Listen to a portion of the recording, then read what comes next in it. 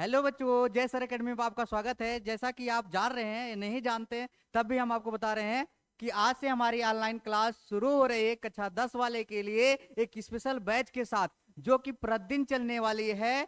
आप भी अगर हमारे चैनल पर नए हैं, हमारे चैनल को लाइक करें, सब्सक्राइब करें और शेयर करें। अगर लोग इसको आगे बढ़ते हैं तो चैप्टर शुरू करने से पहले थोड़ा सा हम कक्षा 9 में जो पढ़े हैं वास्तविक संख्याएं, उनको थोड़ा सा रिवीजन कर लेते हैं, जिससे हमें सवाल हल करने में आसानी होगी।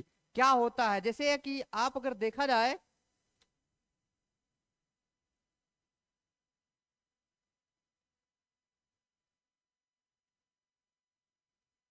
देखिए, तो कक्षा 9 में कुछ था।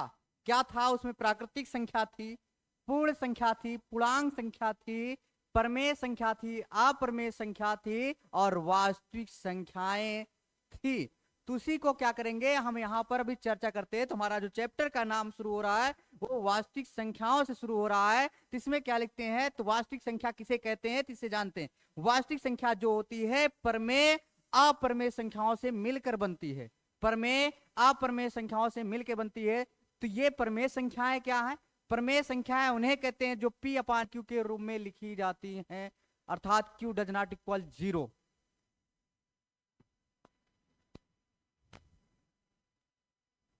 वास्तविक संख्या संख्या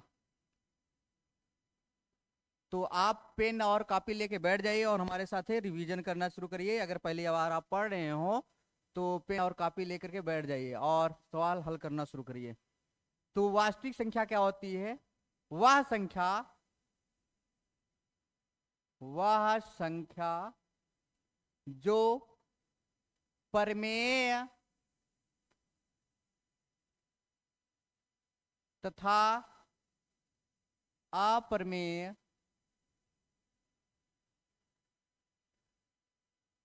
संख्या को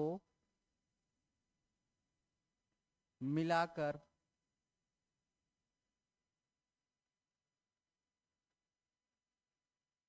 मिलाकर या मिलकर बनती है। तो ये प्रमेय अप्रमेय क्या है? तो प्रमेय और अप्रमेय के लिए क्या करेंगे, तो यहां पर हम हेडिंग डालते हैं प्रमेय संख्या।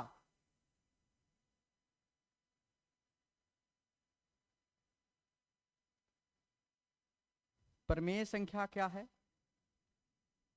वह संख्या जो पी अपान क्यू के रूप में हो, पी अपान क्यू के रूप में हो, तथा Q does not equal zero. तो मतलब कह रहा है वह संख्या जो पी अपान क्यू के रूप में हो, Q does not equal zero हो। तो हम सामान्य भाषा में जानते पी अपान क्यू के रूप में मतलब भिन्न में हो, लेकिन उसका हर कभी जीरो ना हो। एग्जाम्पल में, जैसे जीरो एक परमेय संख्या है, क्यों? इसको हम बटे एक कर सकते हैं, अर्थात भिन्न के रूप में हो सकता है, अंश और हर के रूप में हो सकता है, पी अपान क्यू के रूप में हो सकता है। और जैसे 22/7 परमेय संख्या है, और 3, 11 या 2/9 ये सभी क्या है? परमेय संख्या है। अब बात करते हैं अपरमेय संख्या। अपरमेय संख्या, अपरमेय संख्या क्या है भैया? पी अपान क्यू को छोड़कर, मतलब परमेय संख्या को छोड़ करके जो सभी संख्याएं बचती हैं वो सभी क्या होती हैं? अपरमेय संख्याएं होती हैं। परमेय संख्या को छोड़कर छोड़कर सभी संख्याएं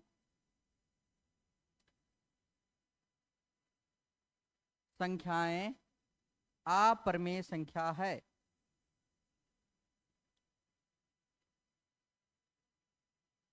कैसे? जैसे √2, √3 और पाई 3.145 अनलिमिटेड जिसका कोई था ही ना हो, ये सभी क्या है? अपरिमेय संख्या है, अपरिमेय संख्या है। ठीक, ओके। अब क्या करते हैं हम, यहां पर आगे चलते हैं सवाल पर। आप छोड़ सकते हो।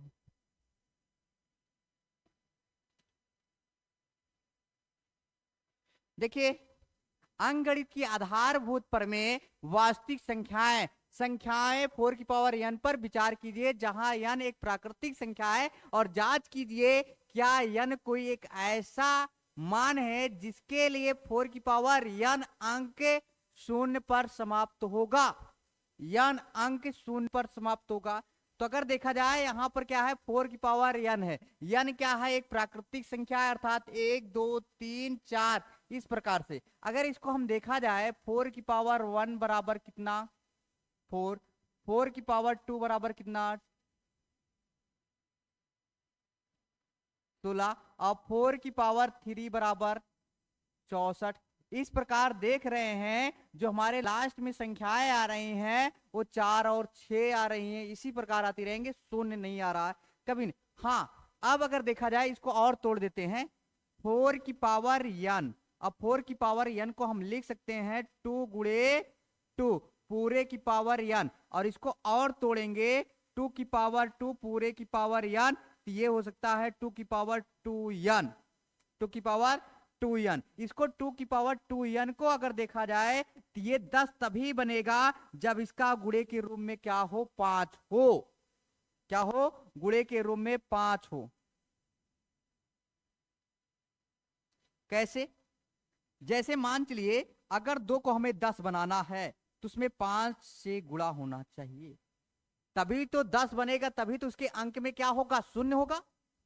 तो अर्थात किसी का इकाई अंक शून्य होने के लिए उसके लास्ट इकाई अंक 0 होना चाहिए, तो उस संख्या में 2 और 5 का होना अनिवार्य रूप से है। तो हम यहां पर लिख सकते हैं 4 की पावर n के रूप में करने के लिए हमें 5 की पावर n के रूप में होना ही चाहिए। तो यहां पर लिख सकते हैं यह पद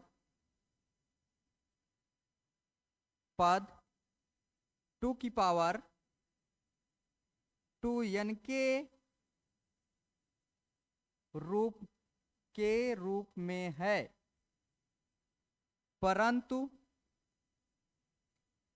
5 की पावर 2n के रूप में नहीं है। इसलिए इसलिए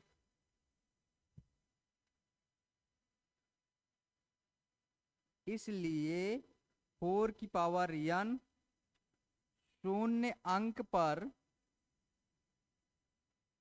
समाप्त समाप्त नहीं होगा। समझ में आया? कोई संख्या शून्य पे तभी समाप्त हो सकती है जब वह उसका गुणनखंड 2 और 5 हो, क्योंकि 2 और 5 का गुणा कराने के बाद ही 10 आता है और लास्ट में शून्य आएगा, और कोई भी संख्या नहीं हो सकती। तो क्या 2 अकेले है तो नहीं शून्य हो सकती, 5 अकेले है तब भी शून्य नहीं हो सकती, 2 और 5 का होना अनिवार्य है। ओके, समझ में आया? आइए देखते हैं आगे। एग्जाम्पल नंबर 2 कह रहा है उदाहरण, संख्याओं के 6 और 20 के अभाज्य गुणनखंड विधि से एचसीएफ और एलसीएम ज्ञात कीजिए। तो अभाज्य गुणनखंड विधि क्या होती है? इसका अलग गुणनखंड कर लो, इसका अलग गुणनखंड कर लो।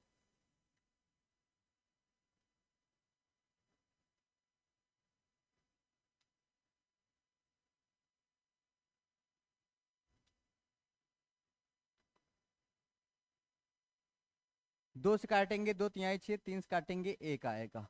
20 को काटेंगे किससे? 2 से, तो आएगा 10, फिर 2 से काटेंगे 5, फिर 5 से काटेंगे 1। इतना समझ में आया? अब इसको क्या करते हैं, 6 बराबर लिख सकते हैं 2 गुणते 3, 30 की घात 1, इसकी घात 1, और यहाँ पर 20 को लिख सकते हैं 2 की पावर 2। क्यों? क्योंकि 2 2 बार आया है। और 5 की पावर 1, क्यों? 5 एक बार आया है। और हमें क्या ज्ञात करना है? एचसीएफ और एलसीएम ज्ञात करना है। एचसीएफ और एलसीएम ज्ञात करना। अब यहां पर क्या करेंगे? एलसीएम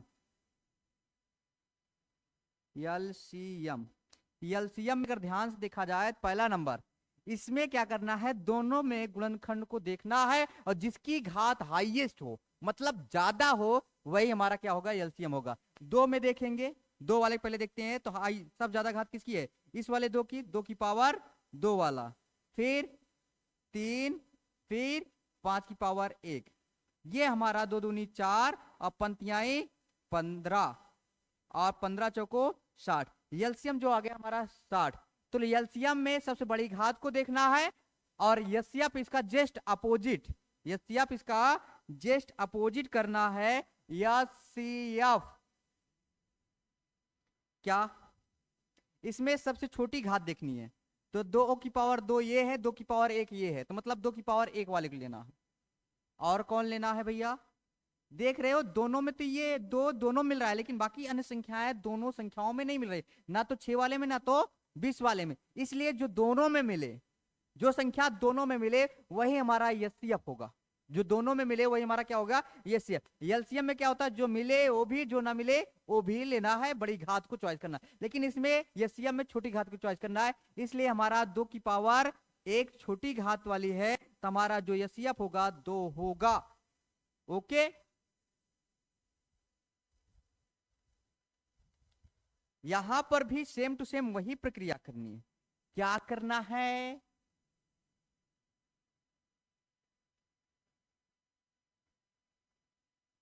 देख भैया, अभाज्य गुणनखंड विधि द्वारा 96 200 404 का एचसीएफ और फिर इनका एलसीएम निकालिए।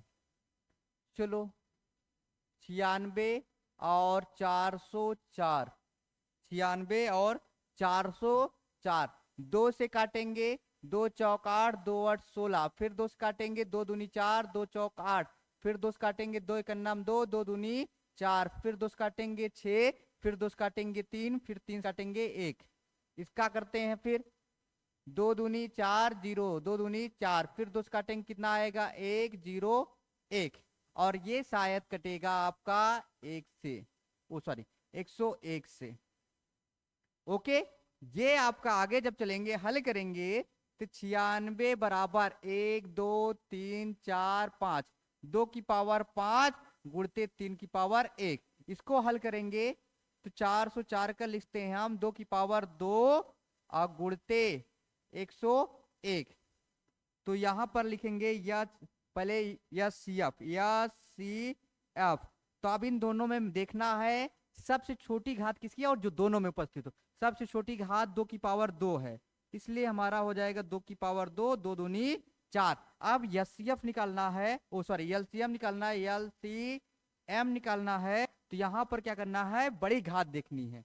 जो दोनों में पहले उसको देख लो, बड़ी घात 2 की पावर 5। बाकी अब जो मिले वो भी, जो ना मिले वो भी। तो यहां पर मिलेगा 3 की पावर कितना? 3 की पावर 1 गुणते 101। तो ये हम लिख सकते हैं 2 की पावर 5 को 32, और ये लिख सकते हैं हम 3 गुणते 101। इसका गुणा करेंगे, 2 3 6 3 का 9 गुणते 101, और गुणा कर देंगे 96 96 आएगा। ये हमारा एलसीएम हो जाएगा। ओके, बात समझ में आई कि नहीं आई? आई।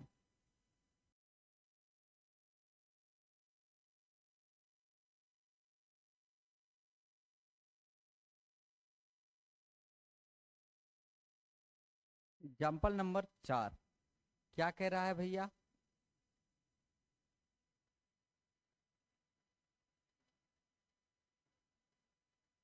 कह रहा है 6 72 120 का अभाज्य गुणनखंड विधि द्वारा एचसीएफ और एलसीएम ज्ञात कीजिए।